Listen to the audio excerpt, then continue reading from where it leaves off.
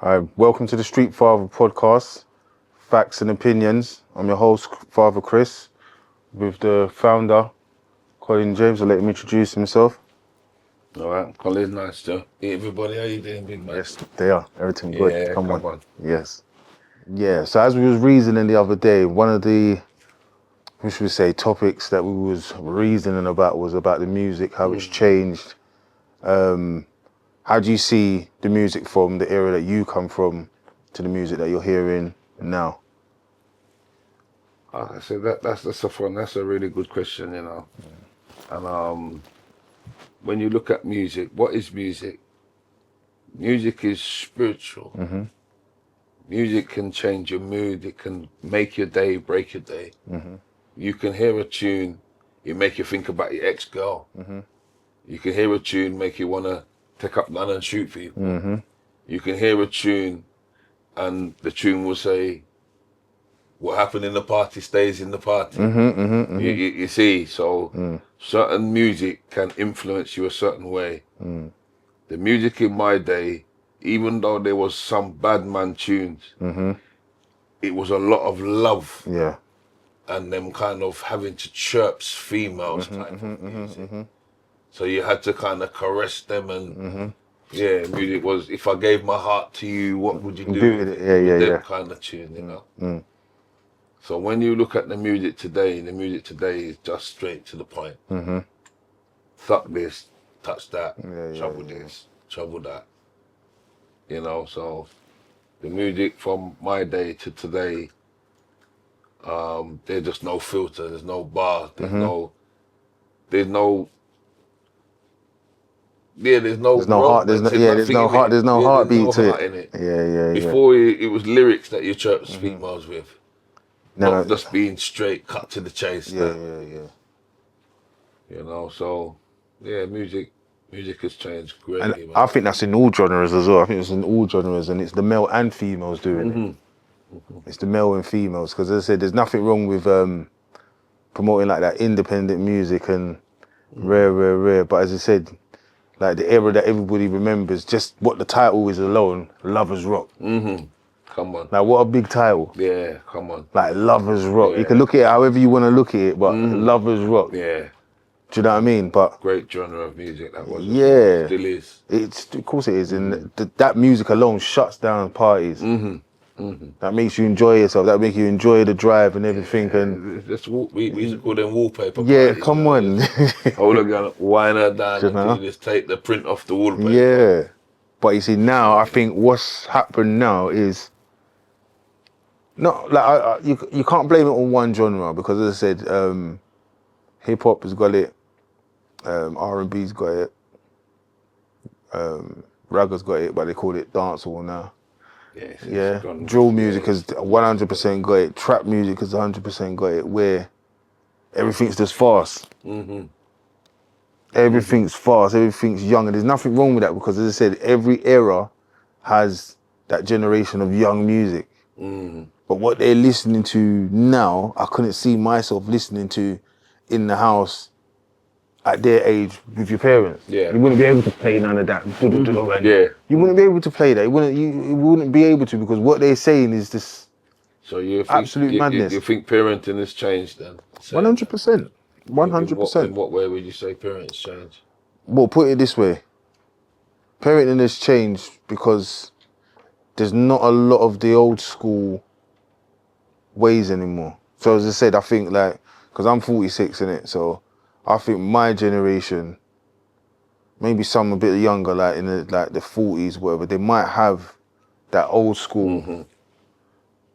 Because as I said, even when you look at it, back in the day, none of the parents was young. There was no young parents. Your parents looked like parents. Big people. Do you understand? Yeah. So that's what it was. But now it's not like, as I said, even with myself, I can go and pick up my son and all that, but I look like a dad, but I dress. Do you think there's just too much talking now? Because I said my mum could have looked across the room and shut us all down with just one look. But you know, now with children, you've got to repeat yourself. You've got to tell them again and tell them again and tell them again. I think that's to say, that's another key point. It's just like, all right, back in the day, if my friends saw my mum or dad on the road, they'll fix up. Immediately. Immediately. Like the same way if I saw my friend, mum or dad, I will fix up come on. immediately because that report going back, I can't let them see me misbehaving or smoking that cigarette or, do you know what I mean? I couldn't let them see me. I couldn't let them see me running down the road, I'm running from something and see them. I have to stop. Because they're going to see me. I can't make it look like I'm running from something no more. So it's that respect. It's the respect, it's the honour. But as I said, I will have a lot of friends back in the day. My dad used to always tell me this, innit? He goes, listen, you got too much friend. And he goes, you're going to see at the end of this, not one of them is going to be around you when you get older. Because he goes, you got too much friend. Yeah. My dad always said to me, you must be able to count your friend them on your hand. You shouldn't count 6 friends with 5 fingers. Do you know what I mean? That means there's too much. Too much friend. Yeah? And my dad always used to say this to me. And it's not until when I got older and I realised, friend, you got to know the difference between friend and associate. You got to know the difference between parent and friend. Yes, come on. Yeah? And as I said Too to you, much friend, parent. yeah, and back in the days, you wouldn't get that. There's no way. I don't know, I agree with certain things because how I am with my youth, I would like for them to openly tell me so and so and so, but because I've still got this old school way, they will have to think about what it is they come and tell you. what, yeah, because there's no bandulu, there's no farley taste over here. You have to be straightforward. If you've done something wrong, just say it. Don't let me go down to school and find out after. See, most times they don't want to tell you because they don't want to disappoint you. And that's the reason why they won't tell you. But as I said, even doing this work, I've got 4 sons, me. I had to get other men to mentor my sons. Okay. Even though I mentor so many young people. Because there's just certain things they just won't show. They won't show, yeah. Yeah. So it's probably, they feel they don't want to embarrass you, don't want to disappoint you. Or you could be the problem. But the parenting itself, as I said, it's changed. I believe, not all, but I've seen it before, it's too friendly. So as I said, you've got to be grown to answer back. That's what I said, you don't just answer back, you know what you're answering back for. You're making a point, you're giving your facts and your opinions. But if you're talking back to an adult and you're giving attitude, it's going left for you. But now, it doesn't go left. It means you need help or you need support. Come on. So it's a little bit different. As I said, maybe it's not just the parenting, it's the schooling as well, the schooling system. I don't know, maybe it was a little bit harsher back in the day, or maybe it was a little bit easier, but... Yeah, I think that, you see, in our day, when we used to get licks, you know, which was discipline in the day, some parents took it too far. So I think our generation was the one who cried out for childline and helpline and all those kind of things, and brought all these rules in. Until now, you can't even parent your children. But some of these children, they need some form of discipline. They need it 100%. And I've always said that if they was young in our generation, enough of these youths wouldn't be bad. Because they would have got that beat out of them. You see, but you can't beat the children now. So you got to talk to children. But sometimes a beating save your life. Of course. You know, my mum used to always say, it's better she beat me than the police do, isn't it? And that's what happens. So you can't beat your children, but police can beat your children. And arrest you. Yeah. And then when it's beat, they give you a good hiding, good seeing too. So would you say, what would you say one of our best skills and attributes is with the youth side? So if someone was to just come up to us randomly, or yourself, what would you say the Streetfathers bring to the table? I said, you see, that's it's in the title. It's the fatherhood. And you see, there's a lot of young people that haven't had the privilege of growing up with fathers, or have got fathers have been absent for whatever reason. So it's offering that kind of adult male support, being that role model. But also we've got certain links, and we're connected to lots of different opportunities. And if young people want to come out of what they're doing, we got opportunities for them. For them, yeah. And you see, you know, we're not just on the road. We've got our own facilities. We've got a big building, and we do construction there. We've got music studio. You got fashion booths. You've got printing, education. There's so many different things that you can do. Boxing. So yeah. And you can get all of this information. Just follow all of the links. Hit the subscribe button as well. Yeah. All the information will be online. What Colin was just talking about there as well. So if anybody interested, just hook it up, and we'll be on the other side. We want to set up some kind of safe spaces for young people that they can come and just speak their truths and get good advice and the right type of counsel, adult counsel, where they're not judged and they get the right advice. I love being a street father, and as we say that we're the other side of the coin, because we can go and hear and see and do what police can't do. So we're for the community, from the community. So we've got access to young people. So we're a safe space, and everything they bring to us is confidential. Because we're not police, we're not trying to solve crime. We don't do that. We're trying to stop serious youth violence because it's damaging our community. It's killing our community, in fact. 100%. It's too much pain and too much suffering because our young people are just dying before our eyes. And as fathers, we're supposed to protect and serve our women and children. And over the last 30 years, fathers have been AWOL, being absent from the young people, from families. I mean, I grew up without a father myself. And many people I know grew up without fathers. So being there now to not be someone's dad, but yeah, I treat all young people like they're my children, like they're my boys, black, white, Indian and Chinese. Come on. Because we're here for the young people. The young people, yeah. Yeah, well, that was a good breakdown there, Colin.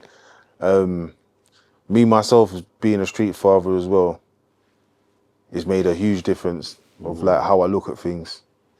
Do you know, like I've always kind of had like a little ignorant output on certain little things, but it's given me a wider outlook, being out there a little bit more, coming out of my comfort zone. I said to you, my missus always calls me the hermit. Just love being in my yard.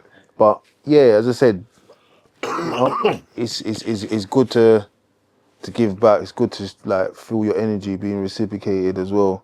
Yeah, and as I said, man's like always been in that general position. Man's around generals as well. We lead, we follow each other, we guide each other. So I'm saying, yeah, do you know what I mean? And as I said, we can always reason about things. So it's a good, solid team. Yeah, it's a great team. Yeah, like I said, we're very resourceful. Yeah. And there's so many gifts and talents and skill sets within the team that there is a wide range of things that we can offer young people. 100%. It's for the young people to know we're there for you. We're doing it for you. Using all our energy and time for you. So I'll tell you, take advantage of it. Take advantage of it. As I said, we had things in place when we was young, or especially when I was young, there was things in place. As I said, the same kind of thing like when you said, yeah, you grew up without your dad. I had my dad there, but a lot of my friends didn't. But you see, at the time, I didn't realise like that was the gem. Do you know what I mean? So as I said, you got older guys that were doing whatever they're doing. These guys, some man was looking up to them, but I was just had my dad there the whole time. So what it was, I didn't really need that guidance from anybody. What it was, my friends played a big influence, and the same way they would say I played a big influence, because I can't say I was any better than them, and they were no better than me. Come on. But when you realise like you're going down this road, as I said, like enough of my friends and cousins, they've gone jail, but I didn't. And then when I explain this story here, it's like always knew and know when to go home, or when enough's enough. My little was always enough, so I could make a little, and then it was enough. I don't know how. Sometimes I don't know how I done it, you know. Yeah, come on. But the little just enough, and I don't need what all that, what you're trying to do, I just don't need all of that. Come on. And I go home and I humble, and I give thanks. There's other times when I was hype. It didn't make no sense what I was doing, but I tired myself out. And then I always used to go back to the things, but as I got older, you know, I could go back to the things my dad used to say, and it used to ring in my head. And then I could even when I'm chatting to my kids, because I got 4 boys as well, one daughter. So even when I talk to my boys, it's the same kind of thing. My older one, he will come back to me all the time, saying, Dad, I remember when you said the thing when we was in traffic, like, just drive slow and cut through, we keep it moving. But I was just in my little zone. Yeah, just talking to yourself. Just talking, but he took that as like a big metaphor. Like, yeah, just keep it moving, move at a steady pace, but keep it moving. But he will come back and relay that to me. Same way like when my dad used to say certain things, I used to relay it back. But as you get older, you realise the messages, but don't get the message too late. That's my advice. And it doesn't have to be your dad, it doesn't have to be your brother. Because as time's gone on, I've met people, like big man as well, and they said, "Wow, I like the way you move and this and that." But I said, I've always been trained to be like that. Like, I feel better around bigger people, like bigger man, and sit down and hold a reason, rather than like people my age and thing. Because sometimes it gets a little bit egotistical, as they say. Do you get it? But when you're around bigger people and it's mature, the conversation always stays It's important to converse with those who was in this life before you came. You see, young people today, they're living life like they've invented it. They don't want to know what happened before they came. And if they knew what happened before they came, they would know that there's a continuation of it.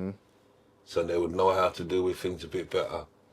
So as adults, we've got responsibility to go out and reach our young people. That's a very strong point, you know. So I'll tell you why, because that made me think like it's true. Because when you're younger, the older lot, it's like it's mandatory. You have to respect it. It's mandatory. Yeah. But now I think it's all changed, but it's recycling. It's rubbish, but it's recycling. Rubbish is money.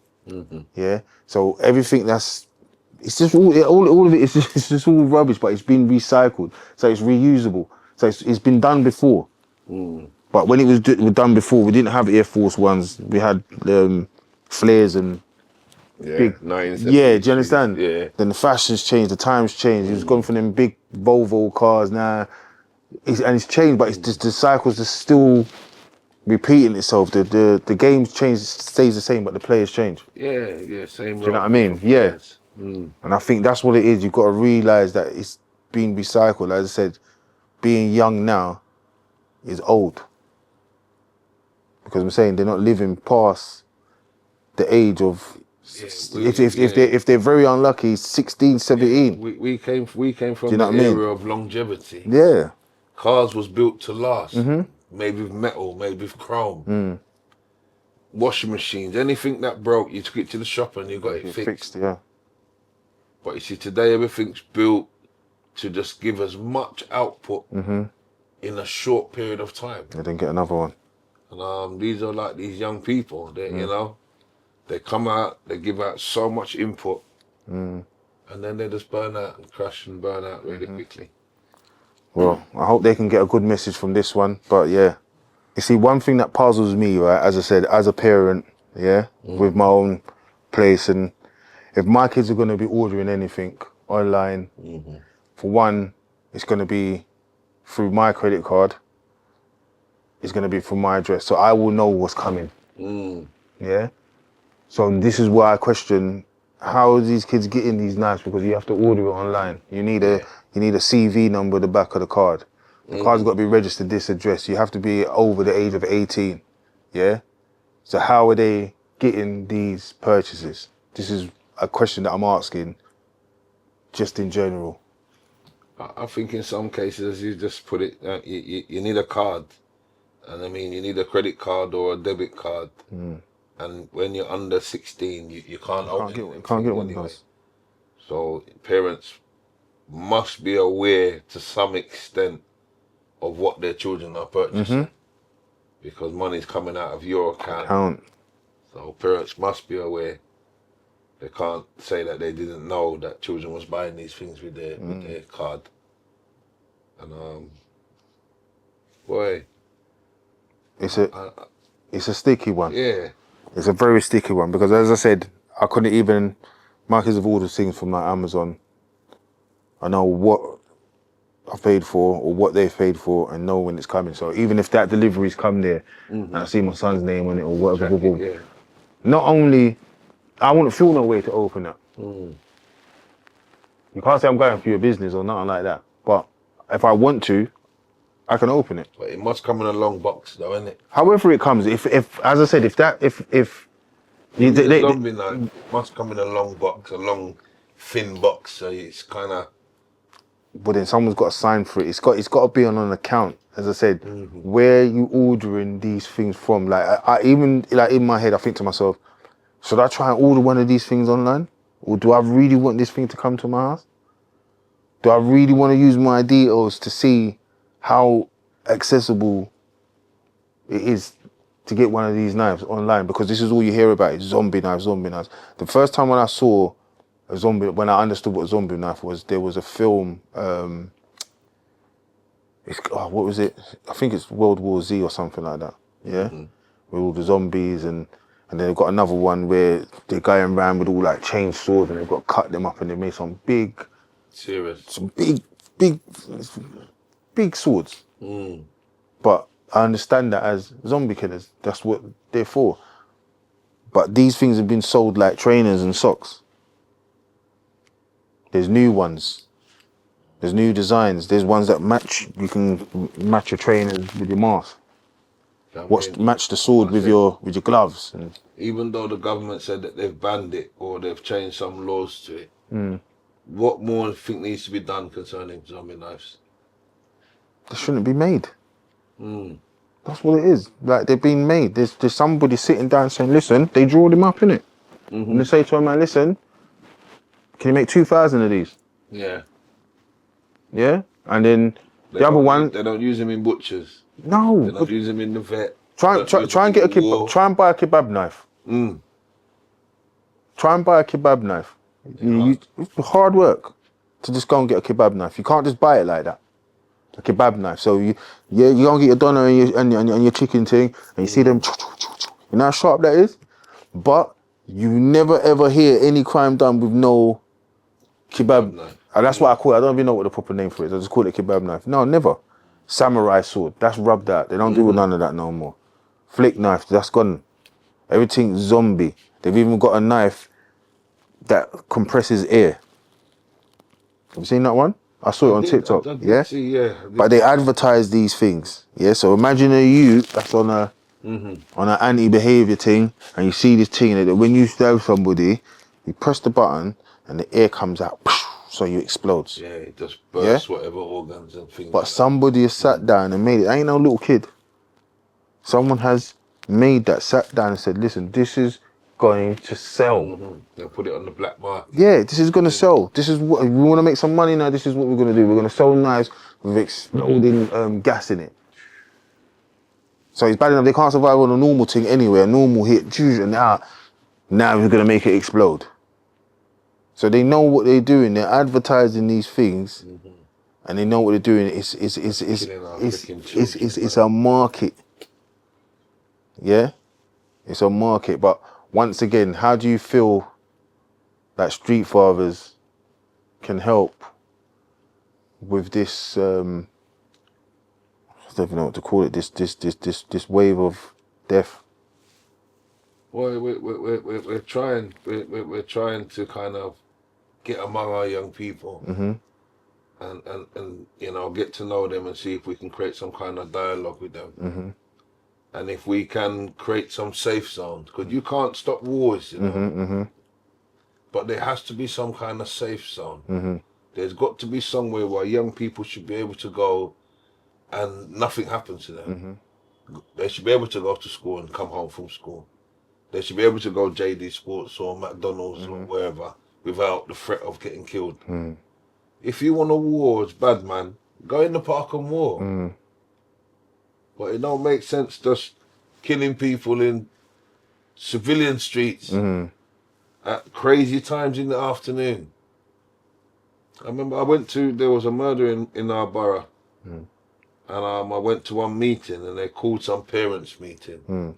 It was funny because it was a young black male that got killed, but 95% of the people that came was white.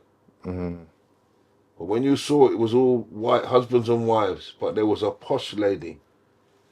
And she said that they witnessed the murder, her and her young daughter. And the young daughter was about 2 years old. And she said when she was putting the daughter to bed, the daughter now asked her about the murder, you know. Wow. And she didn't know how to Answer explain. But just the fact that you've got to experience that. It's got nothing to do with you. Killing someone on the way home from school, right, in broad daylight. Yeah, it's crazy. I hate ninja, saw zombie knives. I hate a lot of them. And as Streetfathers, we want to see if we can take as many weapons off the road as possible. There is already organisations that do knife amnesties and collect weapons from the road and that. People like Farron Paul and Fad Amnesty. But we also collect weapons and things like that off the road. Of course, yeah. And hopefully in this year here, we take as many weapons off the road as possible and prevent as many deaths as we possibly can. Yeah, and change some outlooks of how they see things as well, because it's like, as I said, they got to be millionaires before they finish school. But they all seem to want the same thing. So getting to the top is not the problem, but it's either they want to be a footballer or they want to be in music. Yeah, because there's big money. Yeah, but no one don't want to be the mechanic or the plumber or the electrician, the painter and decorator, that the mechanic. Comes again to parenting. Yeah. Because you've got little babies in Versace from when they're born. Even their dummies are Versace or got some label. So now you've given the child an appetite. So when it gets to a certain age, it's so used to wearing those things. Now. Can't downgrade. Now they want £1,500 jeans and £700 trainers. And yes, it's gone mad. It's gone mad. But sometimes those are the kids' rewards as well. 'Cause I remember when I was younger as well, and I just think to myself, bruh, this brother's got all of the latest. I'm not saying I never had things, you know. I had things, but I'm thinking, bruh. But see, when I used to hear this saying here, he's a spoiled. He's a spoiled, bruh. Yeah. Or he's a mommy's boy, or whatever, boom, boom, boom. So I was able to get things as well. But there was particular youths, I was thinking, bruh. It's like you're coming out, you get a crepe every a week. You understand? Or every holiday. But then when you look at the big pictures, like I didn't really realise how lucky I was until when I got older. Me and my brothers were talking, like to say, we had mum and dad there every single day. With not realising that was a gem. Yeah. Because it was the norm. It was normal to us. But didn't realise the gym. So even when I'm going to my friends' houses and shit, and they say, no, I've got to go see my dad, and I'm not paying no attention. Yeah, didn't know that. To none of this. Even when I watched the, remember old school Kid and Play? Yeah. House Party. There's a bit in there and he's having a discussion with the dad, and dad's like, listen, keep your eyes off them girls. You're gonna mess around and make the same mistake as I did. So I saw this when I was young, you know? And I remember this. So I'm saying, well, what mistake has he made? And they said, oh, no. Because what he's trying to say to me, if he keeps on and he will make up and have the same mistake. But I'm saying, but how's his son a mistake? I was so naive to it. Yeah. But I can remember, but I had to wake myself up because I was thinking to myself, nah, you're going a little bit too naive, because I remember my auntie said, don't worry, you'll find out when you get older. But that was the joke. Yeah. But then I did find out as you get older. But not like to say any of my kids was a mistake, but I understood what the saying meant. But at the time, I wouldn't have even said, what does he mean? I just had to figure it out. Had to learn by experience. Figure it out myself. But I don't know if a lot of them youths are like that, because as I said, having older brothers and cousins and friends, it was easy to ask the question. Do you know what I mean? And get a simple answer. Sometimes the answers is in riddles. Yeah. But it still gives me that freedom of knowing that I can ask. But they was the best lessons in riddles. If you don't hear, you was feed. Yeah. What you reap, you sow. Yeah. If you break it, you get more. That one confused me. That one confused me. I'm not gonna lie.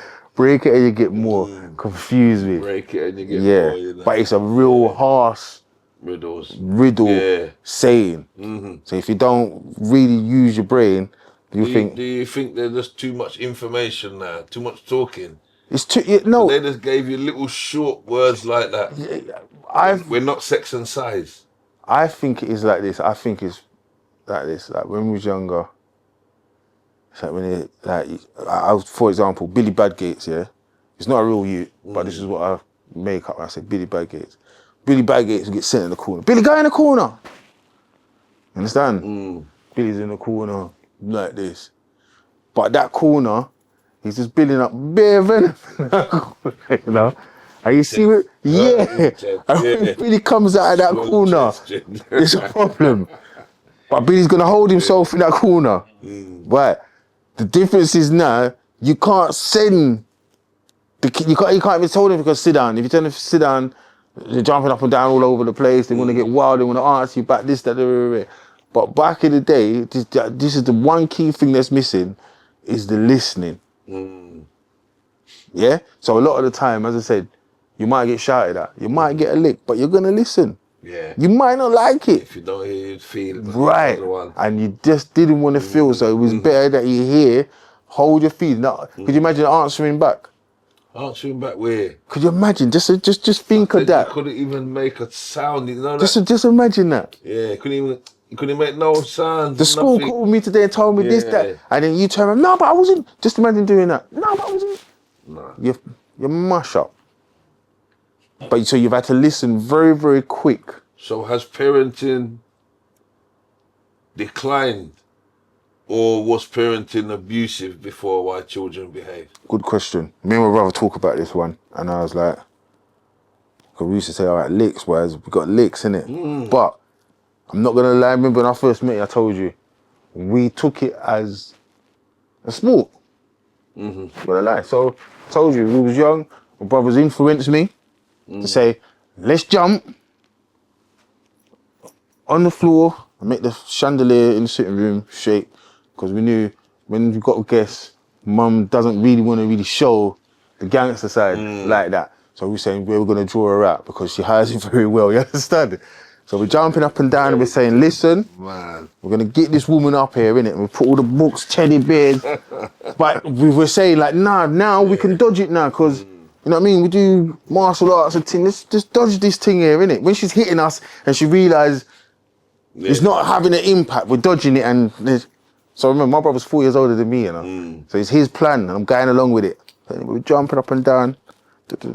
No movement. Mum's not come upstairs. She's down. You can hear them laughing with the people. We're down for about 20 minutes, innit? Violating.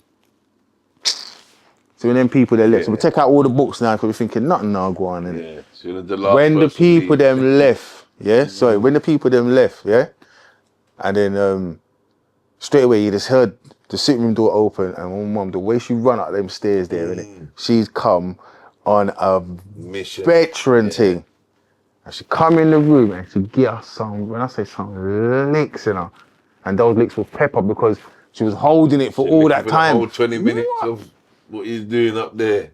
And then I'm saying, but we can't really say abuse because we knew that we would do certain things and we would get licks. So we got used to, what's the worst that's gonna happen? Right, I'm going out today, I'm not coming back until too late. I'm not supposed to come back at 7, I'm coming back at 10. Yeah. And when I come back at 10, I'm now gonna get some licks. I'm gonna get cussed out, sent to my room, I'm gonna get chores for how many days, But you know what? It was all worth it, because I've got to chill and do my thing. I'll take that punishment, I'll take them licks. And there's enough of us from that generation that will say, everybody from my generation will say, we got licks. All got licks. There's not nobody from that generation to say, listen, we didn't, I even think that some of the parents must have been calling each other and said, boy, use the switch, you know, use the belt, use the slipper. You see, when I clapped Tyrone the other day, I said, phone each other, you know, because it's like they were making up these things. It's like, I've never beat my kids. I've gripped them up. I grip him up, lift him up. Look. But for me to go, what, because I said, no. Yeah. But that was their thing. Licks was their thing. If you say something happened at school, they don't want to hear your version. Once the teacher says, this is what happened. But the honor and respect was there. Yeah, of course. You see, there's a Bible verse. He said, you honor your mother and father, your days will be long. Mm-hmm. You see, these young people got no honor and no respect right now. So I'm wondering why they're dying young. The reverse to that. But that's just a thought there. Just put that out there. Well, right, welcome to the current affairs section. We're going to kick this one off with, once again, it's the facts and opinions. We're going to go on to the Stockport killing, very sad story. What's your opinion and facts on that, Colin? Well, I mean, it's very sad, like you say already. My condolences to the family. The families of the children in Southport. Interesting because the guy got sentenced this week. Gave him life, 52 years recommended. Wow. And you know, just want young people to kind of realise these are the kind of sentences that they're looking to be giving out. And you've got to use these examples now because he just threw away the whole of his life. I don't even know how old he is. How old is he? 18? 18 or 19, one of them. Yeah, so very young. 52 years recommended. He's coming out in his 70s. 70 odd. If he gets parole. And you see, it's funny that these are the things people think you just get sentenced. And then that's and it. for the whole time the youth was going to court, the system protects you. So he was protected. Okay. But you see, the minute that he got sentenced, he's on his own now. Yeah, left him on his own. He got beat up already, innit? Well, it's a very horrific, terrible crime that he's committed. And as I said, I don't wish no bad on nobody, but his outcome ain't going to be the greatest from what he's done.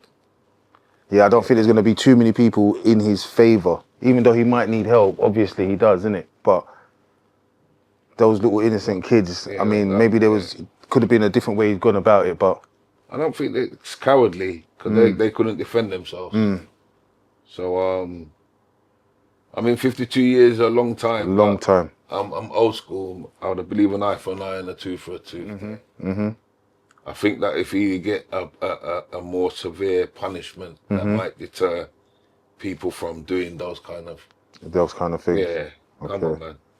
Okay, another current affair is the early prison release. What do you think about that? What's your facts and opinions regarding the early prison release? See, to be honest, you know, it's funny because I had this conversation yesterday with one of the fathers, and he was more on the fact that it was good that prisoners get an opportunity to experience early freedom. But me, I'm more on the victim side, and if you know, when prisoners are coming out early from their sentences, it's like a kick in the teeth to certain victims. Yeah, of course, it must be. And when you watch them in their videos and they're coming out in them big cars and drinking champagne, and then, you know, it's like a disrespect. Your child's dead, your child can't come back, or, you know, the trauma or the experience, that the scars that you've left, they haven't healed yet, man, already released from prison. Yeah. So I'm kind of 50-50 on it. There's a good argument yesterday about it, but we did have, my opinion on that, I think it's very risky because, as I said, I think like some of those guys were probably just on the verge of getting rehabilitated if they had maybe a little bit more of their sentence. But because now they've been released early, it's like they're more drawn to go back into what they were originally in. Do you know what I mean? But maybe I'm wrong. But as I said, I don't know. However they work this out, I mean, even for the victims, could you imagine, okay, you've had a little peace of mind knowing that the person that's done this to you or to your family, they've locked up, then you find out they get early release. Did they come out on license on the early release? Not that I know of, so I don't know. It's probably something that man would definitely have to research. I don't know if it's like with certain cases, are some of them on tag or going probation, I don't know, but that doesn't seem to be something that's been highlighted with any of the releases. It just looks like they've been early release, you're free, you're gone. I don't even know if some of them's got somewhere to go. I saw another case where the guy's got the early release, but he's got nowhere to go. He's got no income, nothing, and he just wants to go back to prison. because he's not prepared for the outside world, and he thinks that he's been forced out. Are these all decap prisoners that are getting released? That's another thing I don't know. So as I said, there's A category, like I don't know, because these things are not being highlighted. But if you see some of the people that's being released, like on the videos, the Instagram and the TikTok, it just looks like anybody's getting released. Do you know what I mean? So until when you like see whoever's on YouTube and that it was because of that case, but yeah, as I said, we don't really have the decision on it, but I'm 50-50 with it. But as I said, I think I will show more empathy towards the victims. Always gonna show empathy towards the victims. Like 100%. Another current affair, this would probably be the last one, was the stabbing in Woolwich. Was that with the 14-year-old? The 14-year-old boy, yeah. So, yeah, facts and opinion about that. We've heard so many different versions of that story. So, I said, because it's kind of an ongoing case, it's hard to really give so much of an opinion to it. But it's just, again, another young life that's gone. And when's it gonna stop? As I said yesterday, when is enough gonna be enough? Enough, yeah. You see, we keep saying enough is enough, but is it nearly enough? When is it really gonna be enough?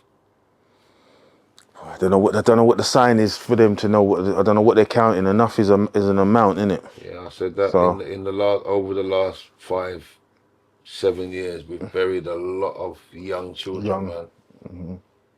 13, 14, 12, 15. Yeah. See, when I was them age group there, he wasn't thinking about that. No way. Thinking about getting a new trainers and dying new was the computer last game one. and getting licks, coming home late. Yeah, getting in trouble at school, detention. But he weren't thinking about dying on that. Yeah, playing knockdown ginger, as we were saying earlier, playing with yo-yo and conkers and. But as I said, I don't know. I don't know. Maybe the way the kids are growing up now, it's like the new 21 is the age of 13. Because it's like from 13 up until 19 you've got to be a millionaire. So what do you think the children are lacking? Why they're in this position right now? The honest truth, that's a hard one. But if I look at it from like my child, what they're lacking is goals and boundaries. Yeah, so as I said, like being young once myself, like you set goals and boundaries. So if I knew I was doing certain things and it's getting me in trouble, I'll put up a boundary. So I know, don't go down there, don't mix with him, or I've had to put up these boundaries myself. Yeah. Same thing with like my goals. If I want to achieve something, I have to put these things in myself, because no one does it for you. So I've had people that can easily walk you into danger, talk you into it, because they rather see someone go through it and then take note. So do you think that it's down to whether or not these young people are using critical thinking? They don't know what I don't think they're using. They don't know what that is. They don't know what it is. And even so when you spoke about goals and boundaries, because you using critical thinking, you can see that. Yeah, but at that stage, it wasn't me looking at it as critical thinking. It was me looking at it as being around big people. So that influence was always around. So I knew how to kind of work things out, because you see how big people do with their things. So I didn't really learn a lot of things from you, man. I had 4 older brothers, I had uncles, and it's all older people. You see, that's the thing, that's what's missing today. There's like a divide between elders and young people. Yeah. To young people's elders are only 1 or 2 years older than them, which is crazy, as I'm saying. There's a divide for some reason where adults are frightened of young people, so that kind of bridge that is supposed to be there, not there at the moment. It's not there. And this is what we're trying to feel right now as Streetfathers, trying to feel that. It's a big that void, trying to connect back the adults again with the young people. Yeah, and it's a discipline thing as well. It's definitely, it's discipline, it's respect, there's honour, there's rules, yeah, there's do's and there's don'ts, but what it is everything's... See, but to get to the young people, the main pool of the young people is in the schools. It's education. And schools and the education system has to give you some kind of leeway to talk to these children en masse. And if you can speak to the children en masse, you can changed the culture. You see, this is the culture that youth have right now. It's gang culture has become youth culture. And it's changing the culture and getting among the young people early. Well, yeah, that's it for our current affairs. Tune in for some more current affairs on the next episode. Another current affairs situation to talk about is Donald Trump. What do you think about Donald Trump being the new president of the world? Even though it's a bit of an exaggeration still, but yeah. No, he's practically the president of the world when he believes he is. Well, you know, I was being sarcastic. I should have said the United States, but yeah, we'll go with the world. I don't know. I watch a lot on the kind of internet, and I mean, it's the Trump supporters. They're more disappointed with Trump than anybody else, and they're the ones who voted him in. So it's what Trump's professing to do now. I like the fact that he released his 1,800 man from prison because they're his soldiers. I like the fact that he done that. But I don't know with Trump. I think Trump is, out of all the world leaders in the world, you know, if anyone's going to press that button. Oh, God, don't say it. I've heard that so many times. Yeah, he seemed like someone who was bold enough and brazen enough to do that. But I think because he loves his money and things so much, I don't think he would actually... I think he wants people to think that he would just press that button recklessly, but smartly, because he's so into his money. Like, remember, he's not a billionaire, he's a trillionaire. They love money. America's done it already, you know. Yeah, but they were still making money, and I just don't think... I don't know, maybe I'm wrong. I'm not really a political person or religious, yeah?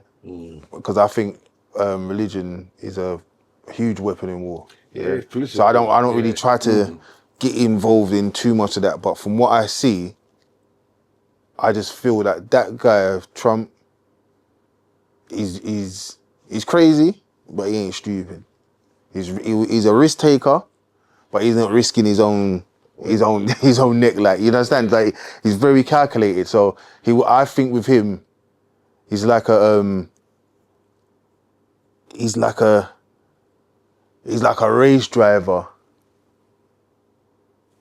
that you're supposed to go fast, isn't it? But he's just going slow, and he's still getting all the laps in and everything. But you know, America's economy is in problems, though. Yeah, but he's not.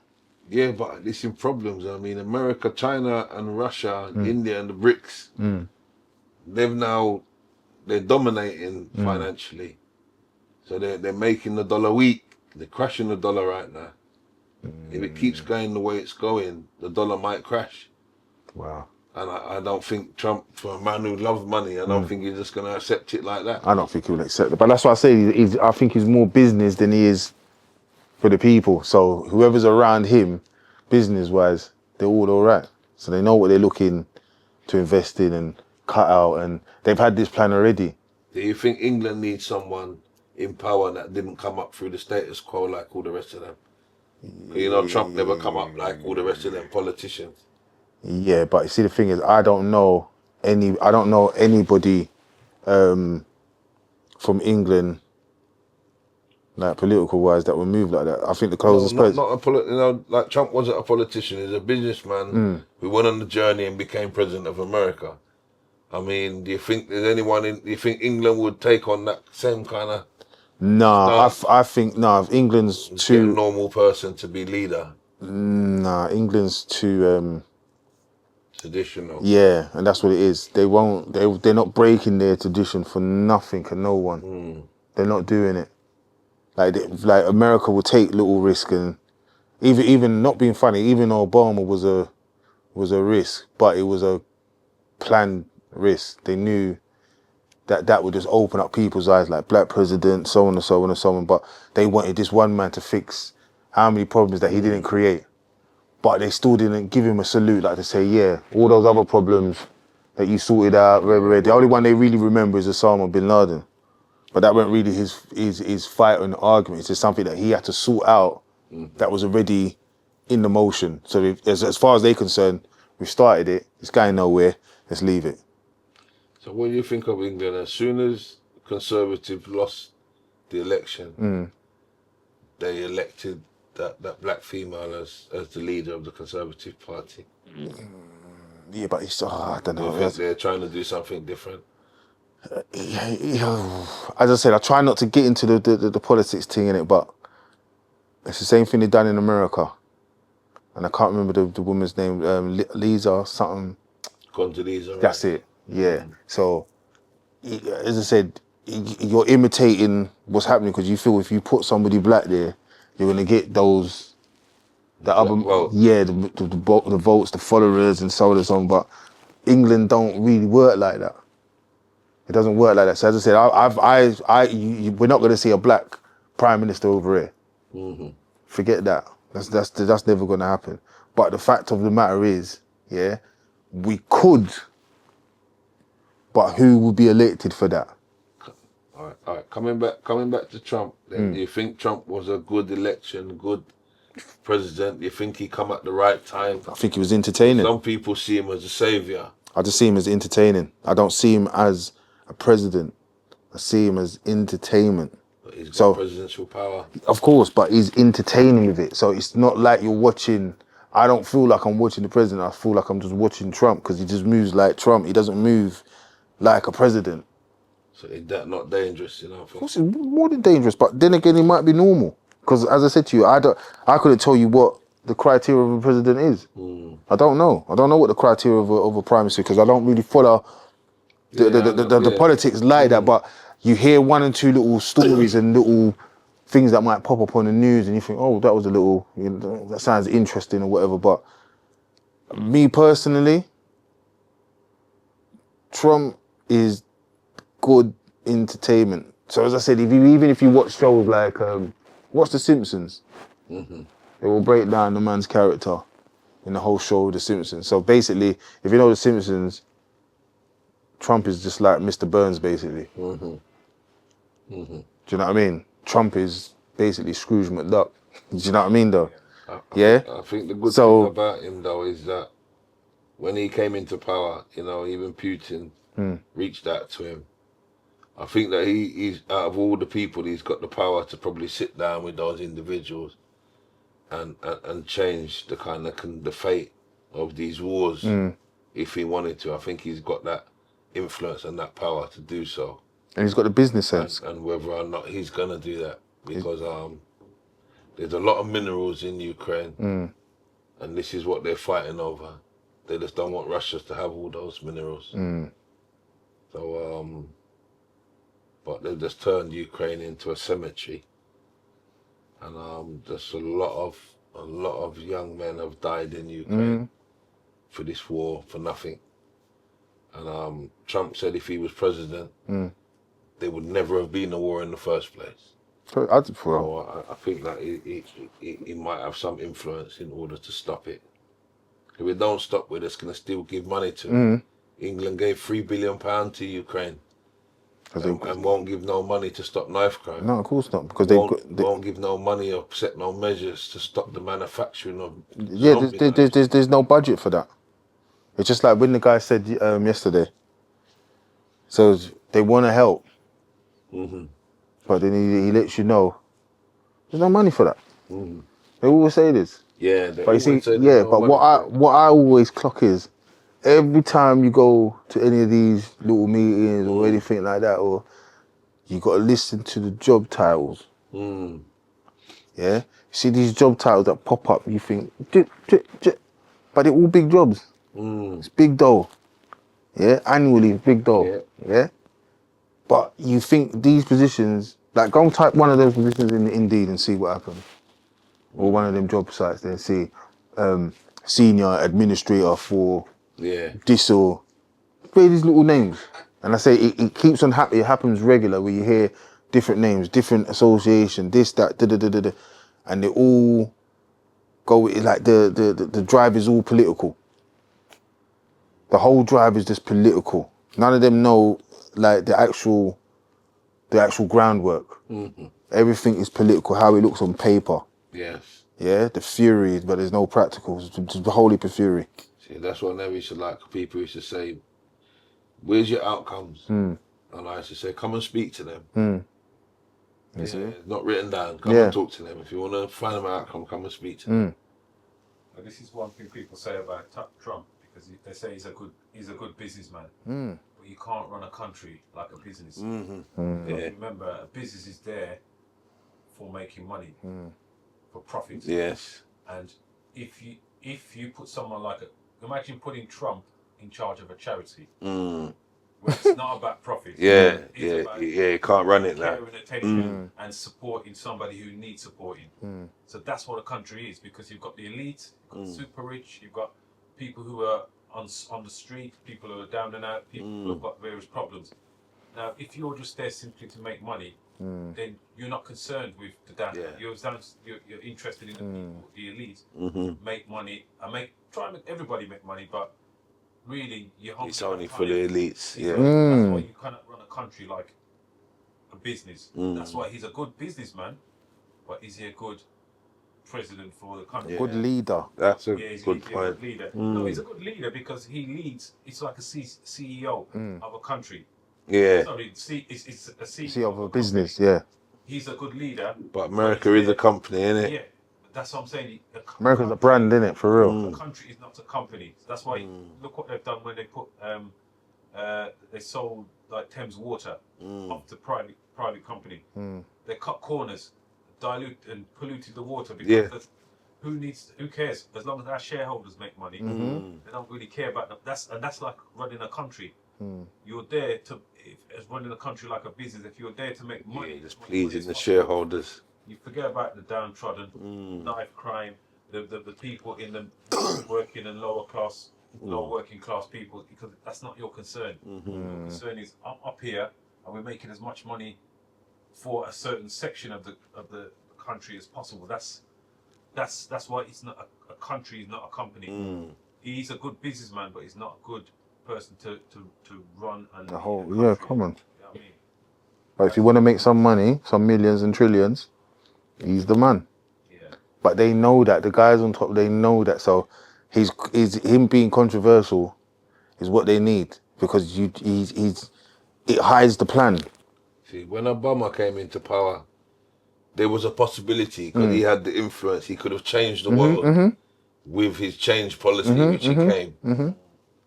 He's the first politician or whatever it is got my belief. I thought he was genuine. I thought he was coming to change something. He tried, man. He tried. I've even the thing what he done with the insurance. Like if you got, right. So that is a big change. It's a big difference. But it was Trump that stopped that, you know. Right, but that's what I'm saying, because it costs too much to make it run.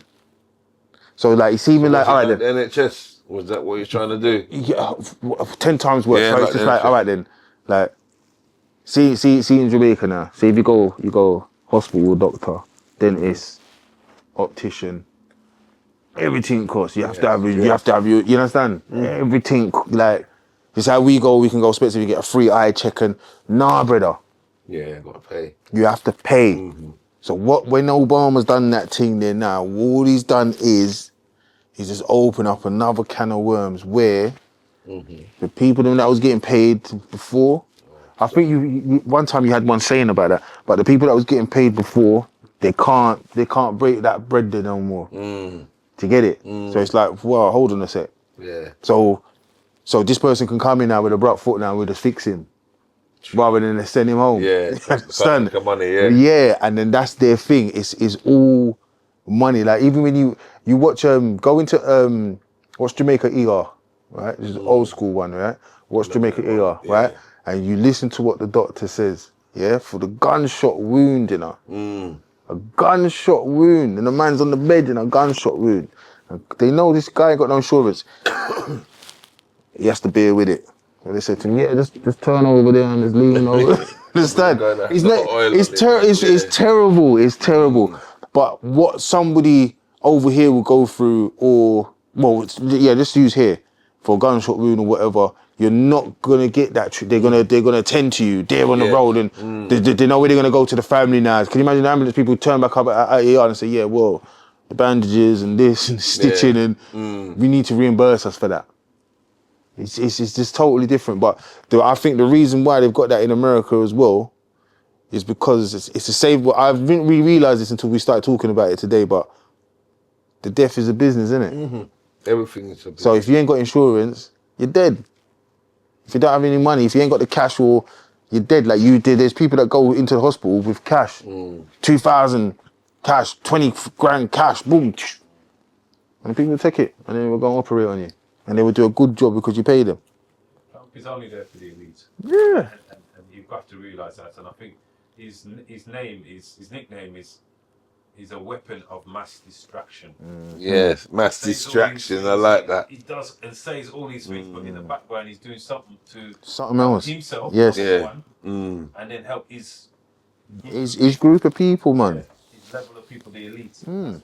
That's what he's about. So you can't always follow what he's saying. He's if I was there, they would have war, and I'll threats here. I want It says the right things. And I want this to do with Canada. We want Canada. He's just saying stuff, and after time, it's never going to happen. But it's just distraction. Gonna build a wall. Yeah. Are we gonna get the Mexican? No, but you see, the thing is, this is what I say to you, is entertaining. Yeah, so as I said to you, but it's entertaining because he's the president. You have to.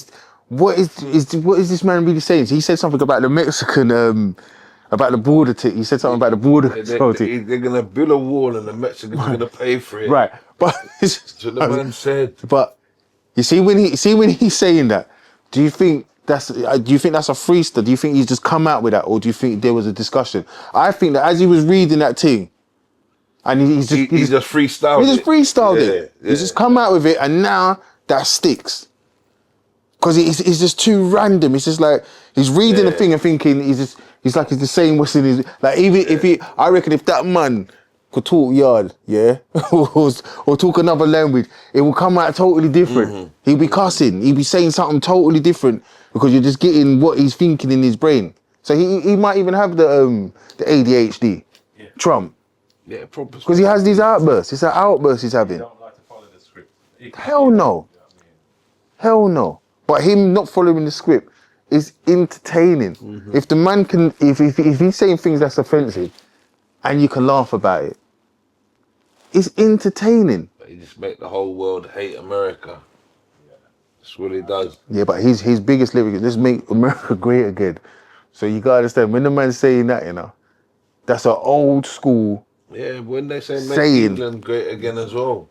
But the only time them countries was great is when they had man in slavery. Well, there you go. So that's what I thought. Like, you understand? Yeah. Let's make America great again. Let's make Britain great again. You get it? I don't know what kind of. So it's a quote. It's a quote. It's a quote. They say it's an old school quote. It's when they say that. Let's make it great again, and I ain't got no problem with none of them still. You understand? Yeah. So you just got to leave them to their devices. But as I said to you, me with Trump or any form of religion. I used to like following Jamaica politics, JLP and PNP, and then I lost all connection with that from Normal Manley and Edward Seaga. I don't even know how to. That's what I call politics. That's what politics was, and what it was. You see, they're two rivals. I can't stand you, and I can't stand you. Yeah, and once I'm in power, like I'm gonna run you and your people. Yeah, none of your people are gonna eat. That's how they, and they do it blatantly. If they want votes, listen, 100 JLP could be down there. They'll go down there and just shoot as many of them as possible. That's what politics is. That's how some people grow in politics. That's what the politics is death. It's politics, but it's also about money. Who's funding who? Yeah. If you're America and you don't want, say, Jamaica to be taken over by Cuba or the Chinese or whoever, you have to fund one party or the other. One or the other. In order to be in control of the island. Yeah. You understand what I'm saying? So, if you're saying the leader of JMP or PMP is this, we're gonna say you tell your man them in the garrisons that we'll get you guns, we'll get you this, we'll get you that. Everybody around there is gonna be nice. Nice. So therefore, now when election time come around, all your men are armed. Nice. Yeah. They're going to force Get a everyone to little vote piece of the them. food, If yeah. you're in, then we're controlling that island. So the Chinese can't come in, the Cubans They can't, do it Monday. Cuba can't come in because that's, you know what I mean, they're communists, innit? So we don't want this to happen too near America, do you know what I mean? Because these islands can be taken over. So all they're doing is just protecting their interests by funding one party or another. So when they get in, they know they're loyal to them. You know what I mean? And that's all that is really. Thanks for tuning in to Streetfathers Podcast, Facts and Opinions. Hope you enjoyed the show, Father Colin. Yeah, respect. Respect. Hope you lot can tune in again, follow, subscribe, hit the like button, and also send in your comments. See you next time.